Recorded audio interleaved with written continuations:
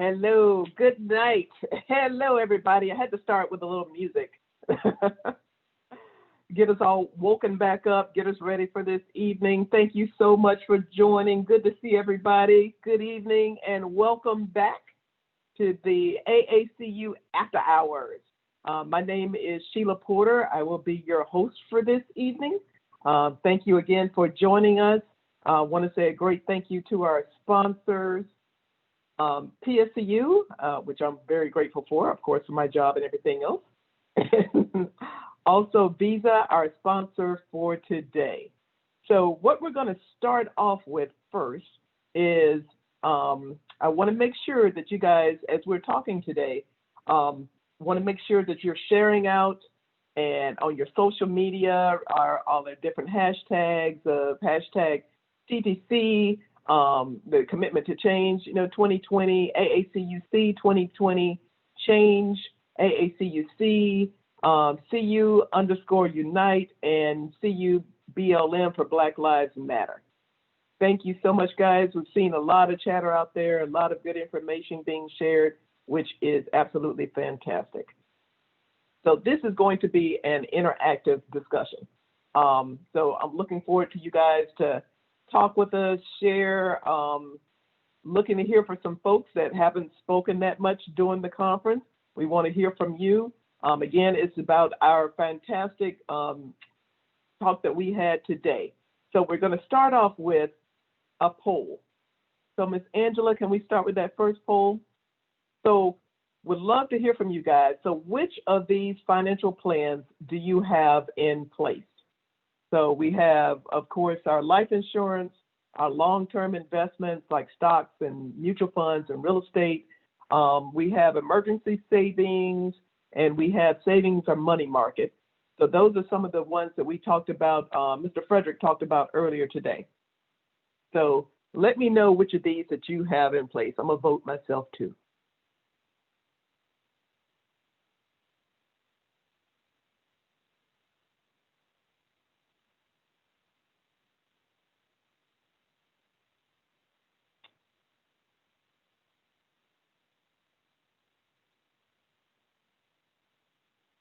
And Ms. Angela, I know you just showed the poll and it just left my screen.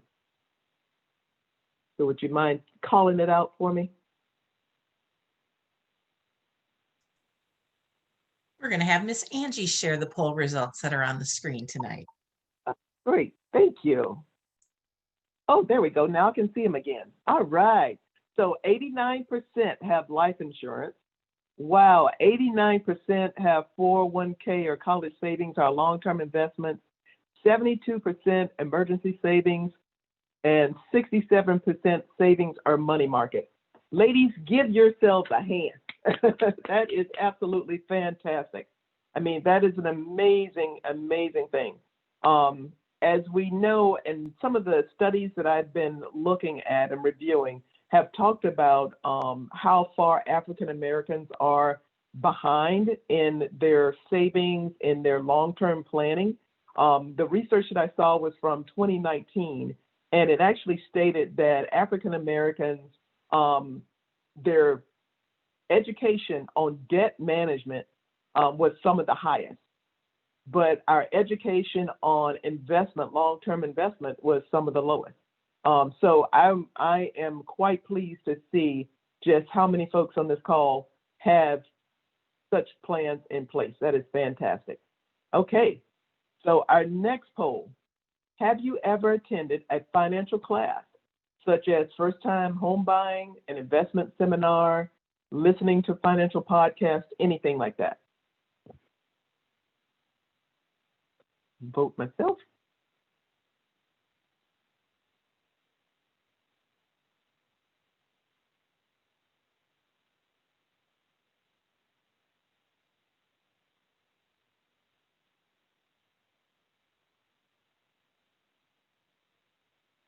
Wow, 94%. Again, just standing ovation, standing ovation. So I would love for someone to unmute and tell us a little bit about one of the classes or what you have attended and why did you feel it was beneficial to you?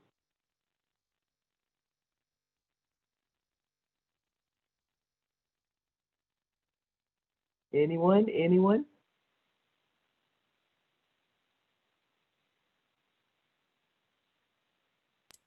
I want to say that just working at a credit union, we tend to host some of those classes, Yeah, right? Or they're offered by our credit union, so we're able to, easily attend them. that's good. Yeah. Hi, my name is Similar. Edith. Hi, Edith. Hi, I just wanted to share experience. To your point, Jillian, it's very true. Being a part of Schools First Federal Credit Union, we have so many great opportunities. And while I pretty much attended almost every one of our, financial classes, one of the ones that really stood out to me was the first time home buying. And the reason why was because I was actually, me and my husband were looking into purchasing a home. And just because you work at a credit union doesn't necessarily mean that you know all aspects and all facets of buying a home. So the one thing that we wanted to do was, we obviously knew with speaking with friends and family that it could be a process that could be a little bit overwhelming, which obviously we found out.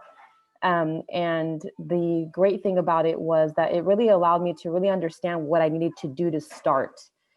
Because you find at times it's not like where you just want to go and buy a car and that's it. When it comes to a home, there's a lot more at play. So just being able to position ourselves and have the opportunity to understand what goes into it, what we needed to do, and also most importantly, just understand the language, the terminology, what we were going to put, what we were going to look forward to, and positioning ourselves to be better rounded, so that when we did proceed, we knew exactly what we were looking for, what to expect, and what most importantly, what we should avoid. I think that's also very important, because I think there's times where you want to do something, whether it's opening up an account or buying a home or opening an IRA or whatever the case may be, and sometimes you're not really aware of some of the red flags that can also attribute to that process. So I think that's one thing that I'm really, really happy to be able to attend those seminars, because it's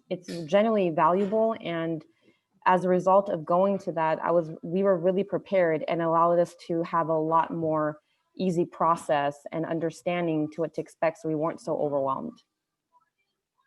Amen. Is. And the other thing is, it saves you money. You end up saving money. Money that you, if you did not know about credit rating, if you did not know about the programs. I attended a first time home buyers seminar also, and they told me about the different programs. It told me about, these are the things that you need to have in place to make sure your credit score is in good shape. There's these programs where you don't have to have the, when you're thinking that first time home buyer is 10 and 20% down, it's that first time home buyer, you're like, I will never have 20% down to pay for a house. You're just, you go gulp. It's not going to happen.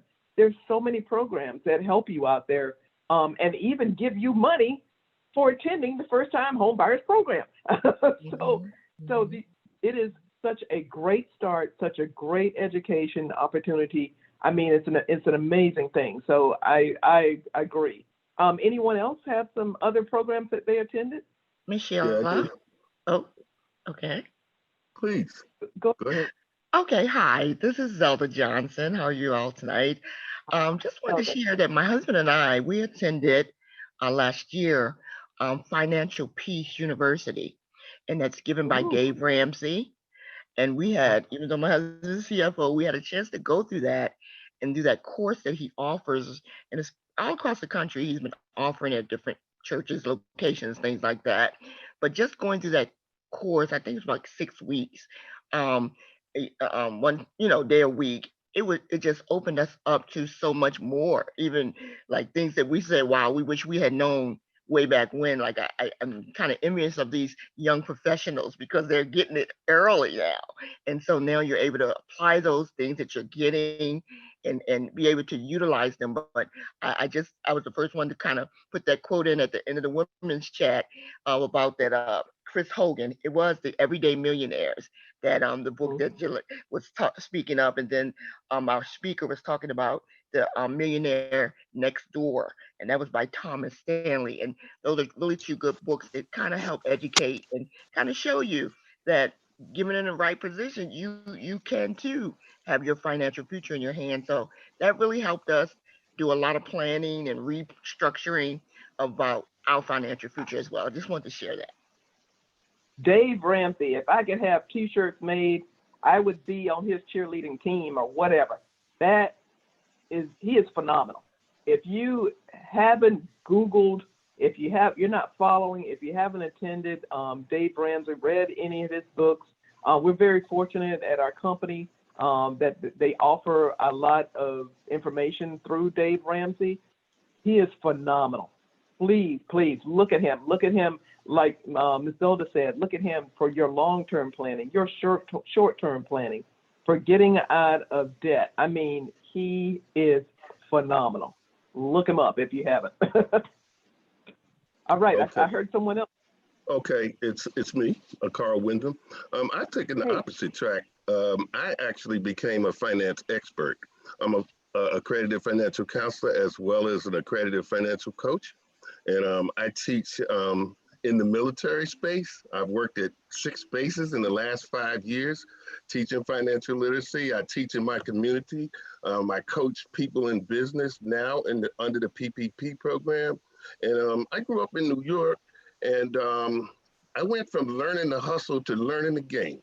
And so what I wanted to do was to become the type of financial expert in the real sense, both in credentials, both in an experience, and then both in service to my community, because I didn't want anything filtered to me. People ask me all the time, do I believe in Dave Ramsey? Do I believe in this person and that person? No, I say I believe in what I was taught as an expert that I teach others. And I've actually been the lead instructor with NeighborWorks America, teaching housing counselors and credit counselors for the last 20 years. So I took the opposite track to what I hear everybody else saying, because I wanted to kind of get rich on my own. All right then. That's what I'm talking about. Entrepreneurship. That is the way. We had, when I first started at Raymond James years and years ago, one of the first things they did was have you take a class where you do a balance sheet on yourself. So coming out of grad school with a car and a lot of student loan debt and a lot of credit card debt, to go into a class where you have to do a balance sheet on yourself. What do you own? Zippo. What do you owe the bank? A lot. And it taught me right from the beginning that all I wanted to do was get rid of debt, get rid of the student loans, get rid of the car payment, get rid of everything. And that was my goal before I would get even a house. It was, I'm going to get rid of this debt. I'm going to get this debt down so that when I go into a house, you know, and my credit looks better, I feel better about myself. But it really is going through and figuring out what is best for you. Like you said, those are resources for you, but it's really how you use the resources, what speaks to you, what's going to help you move forward. Does anyone else have anything to share? Because this is all great information that, you know, I'm taking notes myself, because I'm from learning the hustle to learning the game. That's going to be one of my quotes now. Who else would like to share? Daniela, and Hi, Ms. I would like to say I've attended a lot of these financial classes, but I also, just like Carl said, I love sharing this information because I always say knowledge is powerful, and it's important that we continue to share with others. Even, you know what, you have someone who is wanting to borrow money from you, you know what, you begin to teach them, you know what, how to save and what they need to do to continue to help themselves. Amen. Amen. And it is about not only sharing what we have learned, it's about trying to share with others and trying to ensure that we help others. And when I do my mentoring, and I do it in our office, I do it inside, I do it with college students. My mentoring, one of the things we're talking about financial health. We're talking about, are you taking advantage of those financial programs? Like, are you part of 401k? Are you doing tuition reimbursement? There's so many opportunities out there for people. And I just want to make sure that they're taking advantage of all those opportunities. That is critical to people. So, did anyone else like to share? All right. Okay, so next up, one more poll question for you. So this one I'm taking from Ms. Camille.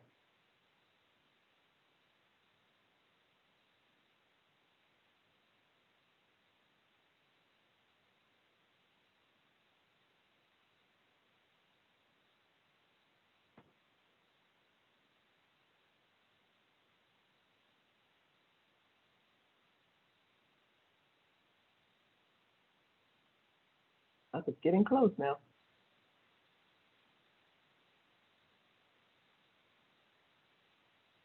All right. So it looks like we're looking at 60% said yes, you did research your position salary, and 40% no. So out of that 60%, I would love to hear from you guys. So where did you go to? Ms. Camille talked about some of the resources that were out there today. She talked about like Glassdoor, Know Your Worth, one of my favorites. There's salary.com. There's a lot of different resources. What did you use?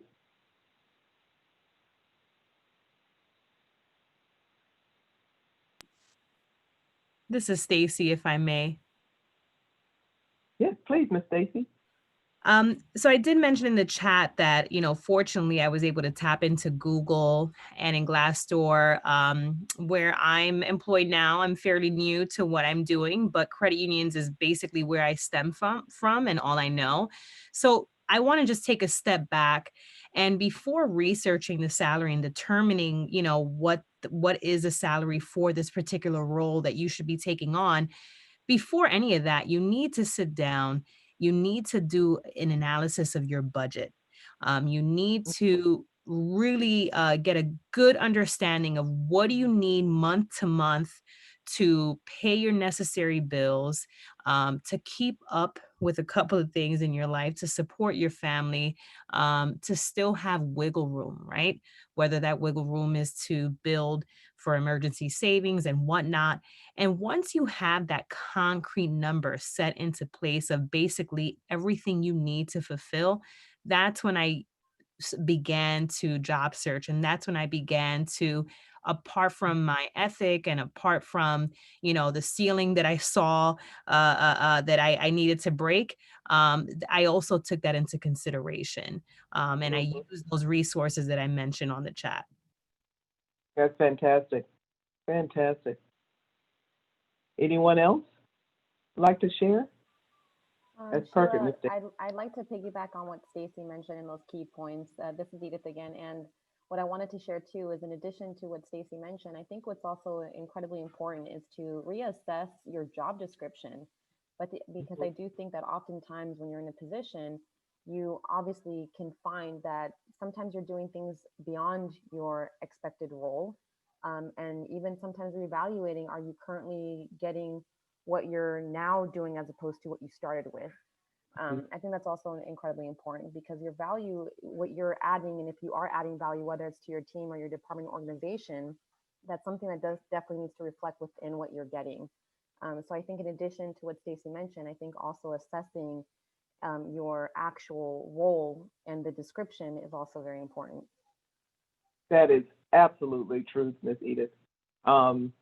Again, from a past position where I started in one position and then I ended up learning a new skill, and the skill was PeopleSoft. We decided to implement PeopleSoft at my company, and our firm really didn't believe in training, so it was pretty much me learning myself, getting the book out and learning it, and I became that subject matter expert of it. then I started researching like, these people make a lot more money than I do. So I went into my boss with a proposal and I basically showed her, hey, so now I've become like a security admin for PeopleSoft, and they make about $20,000 more than I do in my current salary. Of course, I was not able to get $20,000 bump, but I got a pretty significant bump up. And it was all about me doing my research and updating like you said, the job description, what I was doing, and asking. How many times do we not ask? Camille talked about the negotiation, the power of negotiation. How many times do we just don't ask? As a hiring manager, I know that when somebody comes to me and they're negotiating on the salary, you're going to look at it. You're going to have that discussion. You're going to say, hey, is this the best salary for this person? And you may go back to the HR and say, hey, this is what that person wants. Ask. Go ahead and ask. And I did want to say for those 40% that said that they have not researched, I'm wondering, and how many of you, and you could just raise your hand with that, how many research those big purchases? So before you go and buy that TV, before you purchase anything, for me, I'm a consumer report person. Before I go and buy anything, you look at a car, you look at even things at your house. You're looking at ingredients. You're researching ingredients for your food. You're looking at articles about your food. This is your salary. This will be with you for a lot longer than that TV that you're about to purchase. So it is critical and important for you to go in and research your salary and know your worth, because you're worth a lot more than probably you're being paid and that you think you are. All right. Okay. So next up, I want to talk about thoughts from what we learned today. So did not know, one of my first things today, learned that today was Black Women's Equal Pay Day. Was that a first for anyone else today, learning that? Yes. The August 13th. So I did look it up. White Women's Equal Pay Day was March 31st. So that tells you even how far behind we are from our white women compared to white males. We're 62 cents to $1. And then what does that equal? $941,000 over 40 years. That's over your career. So when Mr. Pelham was talking about how do we become a millionaire, it's not from playing that game show.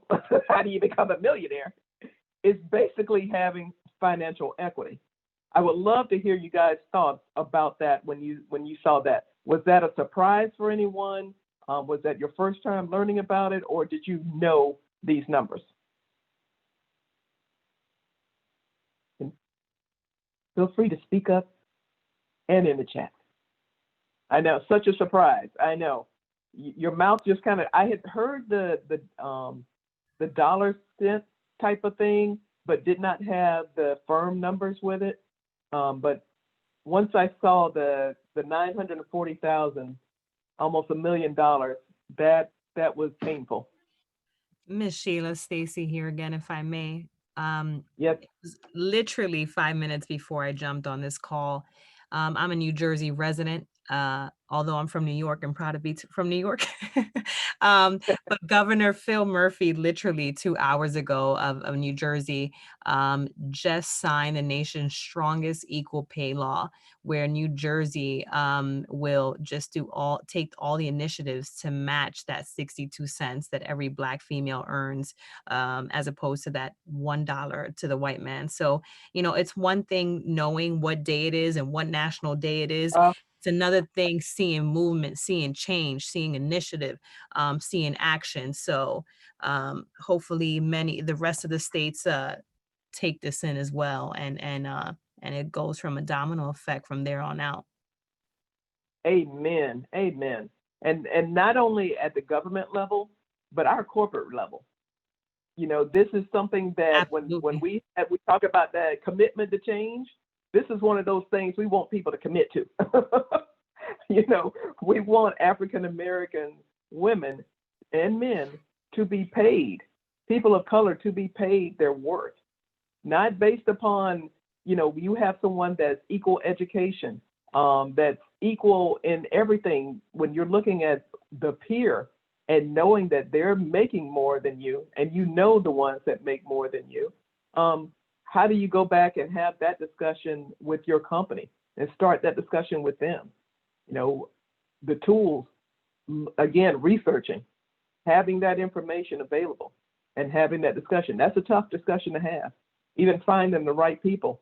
But it starts with, there's a talent, there's a HR, there's a compensation area within your company. And that's how that discussion starts. So it's like when we're talking about hashtag commitment to change, that hashtag equal pay is right up there for us also. Right. As we talked about the salary research, you know, Ms. Camille talking about Glassdoor, PayScale, Salary.com.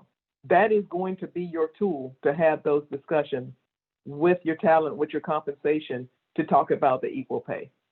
I want to ask, has anyone had that conversation yet? I would love for you to share if you've had that talk with your talent. Has anyone can share and tell us some steps, help us out in how we go and have that conversation?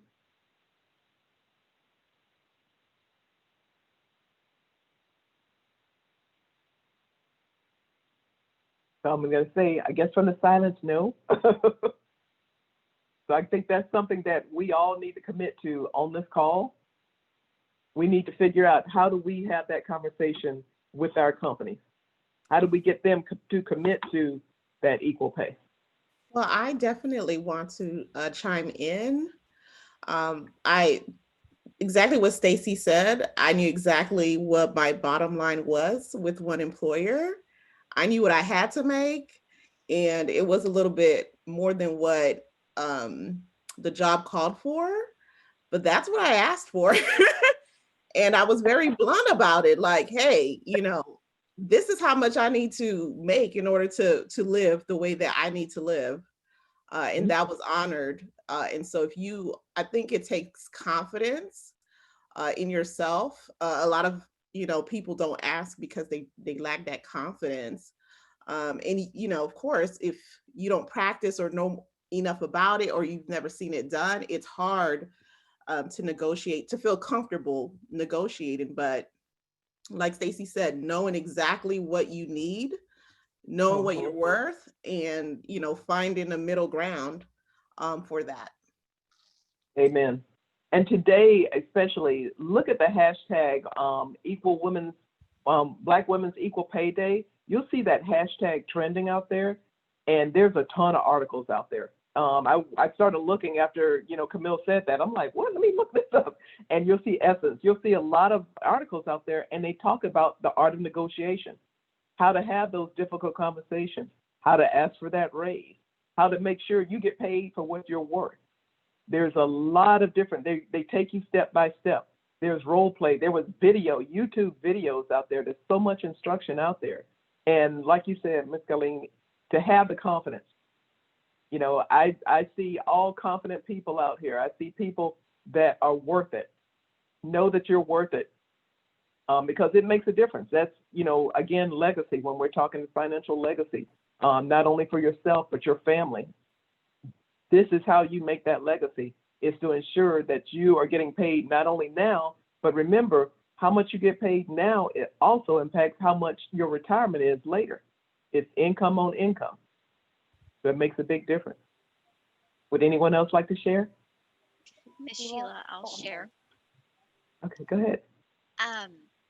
A lot of companies and a lot of credit unions, in fact, have pay scales assigned for each job. A lot of times they'll use outside services to assign those levels. So as an employee, and one of my responsibilities is I oversee HR at my credit union. And so I love it when an employee comes and says, I want to understand how my salary is calculated. Where am I Mm. in the pay band? What's it going to take for me to move higher in my pay band? What's it going to take for me to move into the next pay band? What kinds of jobs are there? Let's talk about my career path. Um, because we want to be able to share that information and help people get to their career and their financial goals. Very few people come and ask. Um, and it can be done in a very exploratory way where everyone is super comfortable having that open conversation that says, you know, hey, Sheila, you're in right at the midpoint. So you're to market for your job. Here's some additional things that you might be able to do to move up. And usually, of course, your supervisor is can help in getting you there. And I see Stacy's asking, do all your employees know they can actually ask? And oh my gosh, you know, great question. That's Maybe good. not. We tell the Mhm. managers and we kind of expect the managers to be having those types of conversations with their employees and letting them know that they can ask. But, you know, yeah, we should be publicizing it more to all employees. That's great information because I I'm thinking about our talent area and I have not heard that. You know, you do as a manager, you have that discussion with your employees, but and you talking about goals and you talk about salary range, but really I've never heard from our talent area where you go down and actually have that conversation with someone in compensation. I think that is a fantastic bit of knowledge. Thank you so much for sharing that, Ms. Wendy. That's fantastic. All right. All right. So we talked about the financial table today, and I love that you guys, your table is steady. And looking at that poll, really looking at the all the different legs on that table, you're planning for both the short term and the long term, and that is a fantastic thing. I would love to hear who inspired you to have that steady table. Who taught you your financial literacy? Who is that person that's been your mentor?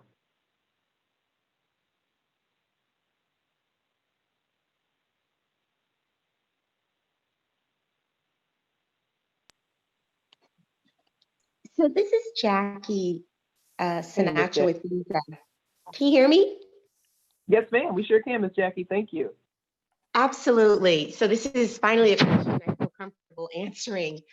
I would say that my father was the one that inspired me to be financially fiscal responsible.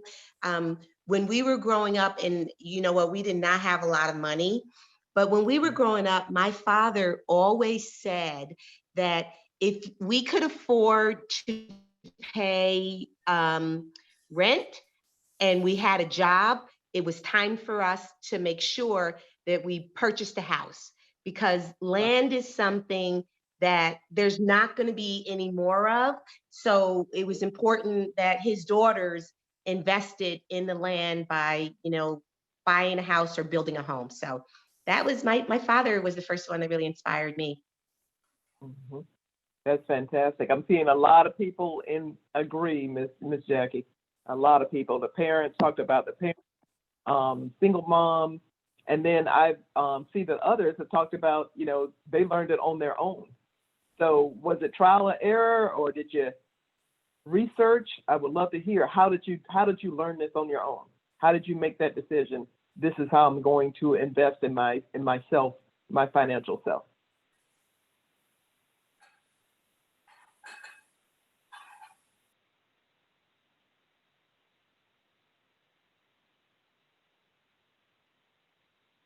Trial and yeah, wanting something. Exactly. Exactly. I think mine's was that same thing. I think it's a combination. You start with your parents, and the parents was one of those that, you know, we didn't have allowance when I was growing up. That allowance was, I allow you to stay in this house.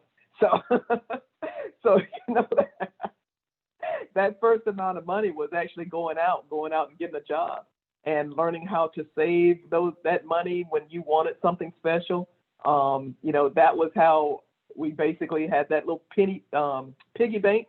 I don't know if you guys had the little piggy banks, and then my aunt and uncle actually ran a credit union because we were from a farming community, and they ran it out of their house. They had a trailer in the back, and I would go and deposit my money into the credit union, my little $2 or whatever in the credit union.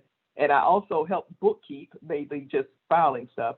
But that was my first foray into a credit union. This was, oh my gosh, back in probably the 1960s or actually 1970s, because the credit union was giving the farmers the ability not only to buy seeds, because banks, white-owned commercial banks and banks themselves would not lend to the Black farmers.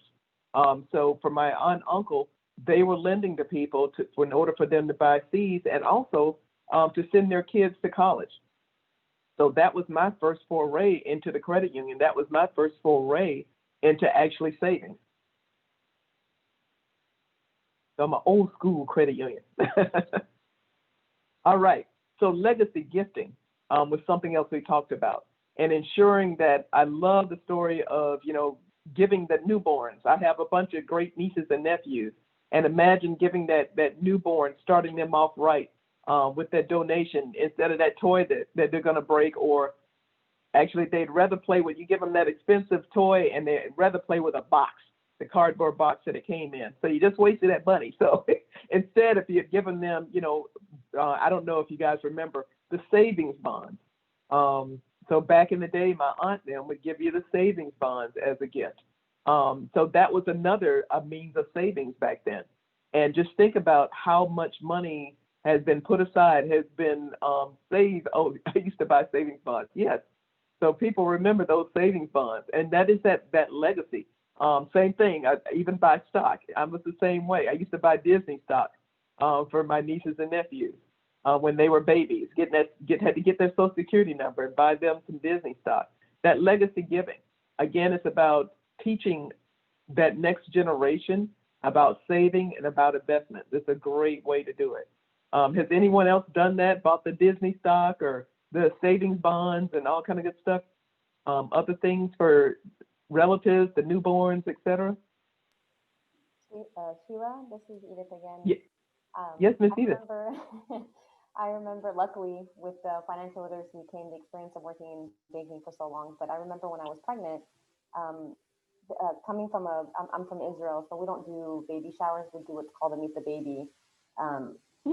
And pretty much when my daughter was born, 30 days afterwards, I had kind of like a baby shower, but already she was here.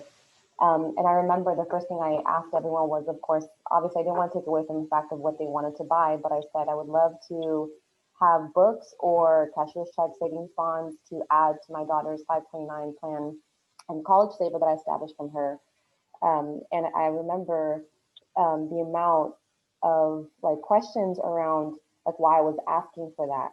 And I explained why, because I did believe the importance of what you're stating. I think toys and those things, yes, they're great, but babies grow up.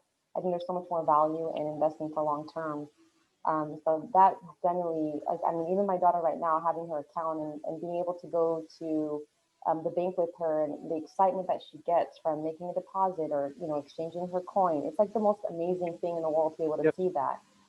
We take for granted that just because our kids are smaller that they don't understand or they don't need to know this information. But coming from another country and coming back to the United States in 2003, it's very interesting how I've seen our society expects at the age of 18, you're supposed to already know financial literacy, and you're supposed to know all these things about credit, when that's not really the case. It really starts in your home, and not everyone has that.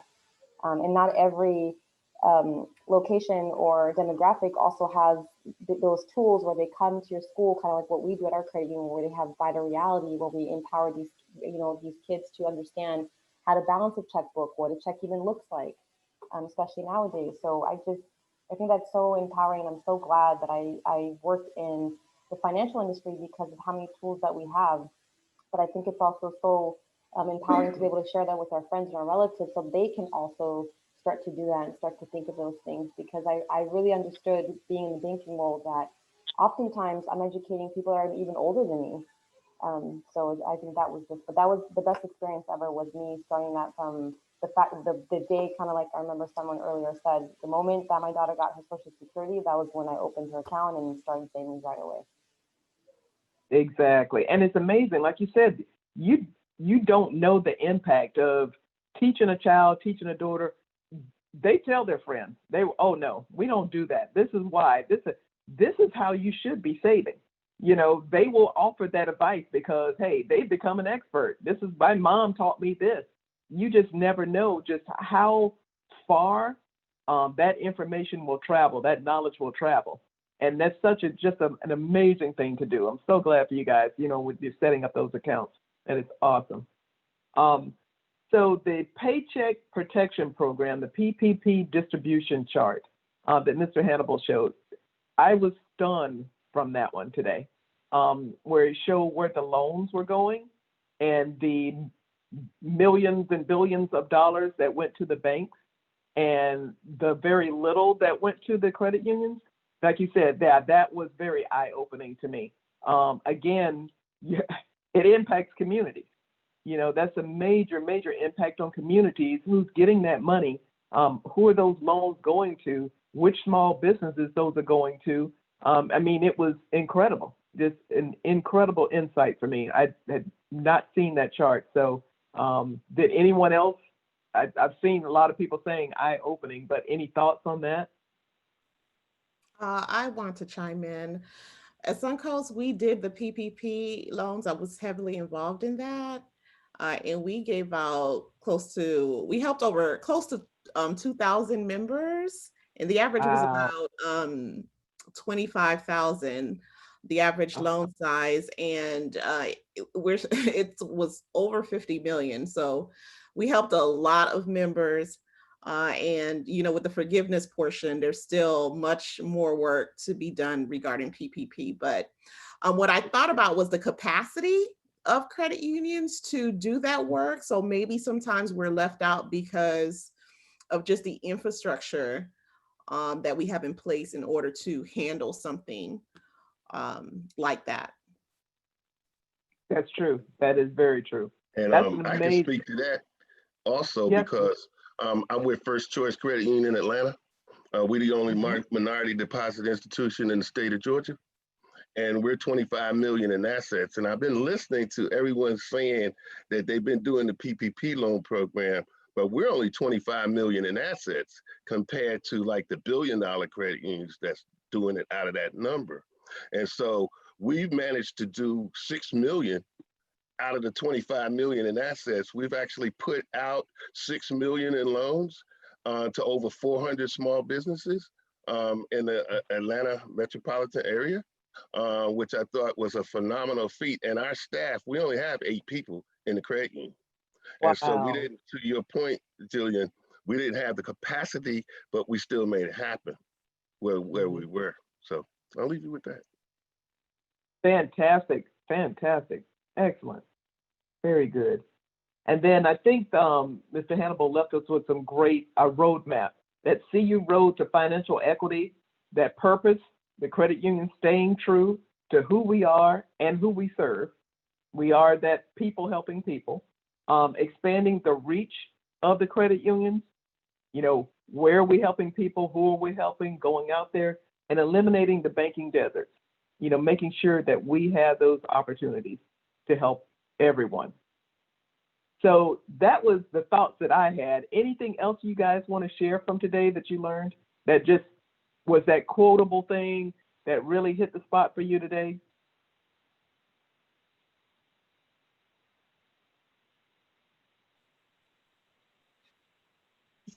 So it's Jackie again, and I just was so moved by the young professional panel. Juliet hosted it and did an amazing job. But I was moved by a number of things that the speakers said. Dr. Bermise in particular said that if we're having conversations with people, we both are in Texas. He's in Austin, I'm in New Braunfels. And people here in Texas tend to be very outspoken when you talk about rights. He suggested, instead of talking about some of the social issues that we have, let's not talk about it in terms of civil rights. Talk about it in terms of civil liberties. And people tend to be more open when you talk about liberties. They're even willing to help when you address it from that perspective. And then the other thing he said that really spoke to me, there was lots that spoke to me, but the other thing he said is that we all need to be patient. It didn't take, 100 years for the situation that we find the country in to be there. This was more of a message to the young people that if it doesn't change in our lifetime, we just need to do the work we can so that we can pass the baton forward. It was quite an amazing panel. And I just have to, one more thing. Our friend Renee, I love her so much, but Renee said that I am the possibility of people serving other people. Yes, she is.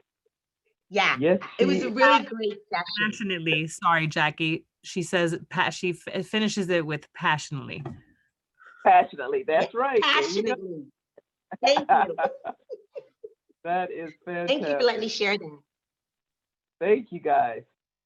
So thank you so much for joining me this evening and joining us. What a great conversation, you guys. So don't forget the general session. We will be going on day 5, general session tomorrow. Here, Now, Forever, DEI, Diversity, Equity, and Inclusion. So the general session starts tomorrow at 3 o'clock, and that is our final general session. And then don't forget, we have our Spiritual Saturday. Get your hat ready for Miss Michelle. She has some fantastic hats, so we want that Spiritual Saturday at 10 o'clock. Have your hat ready. But we've got a full line of activities for tomorrow, for Friday, that last day. Again, we'll have a reflections tomorrow night. We got Miss Darlene doing another amazing women's chat. We have men's chat. So again, Friday, we're not slacking off. It's going to be just as exciting, just as dynamic. So please, please, please join us tomorrow. And thank you so much, guys. Thank you so much for all the great information that you shared. The sharing is how we learn. So that's, again, people helping people. So thank you. Everybody have a great night. Take care. Thanks, everyone. Take care. Bye.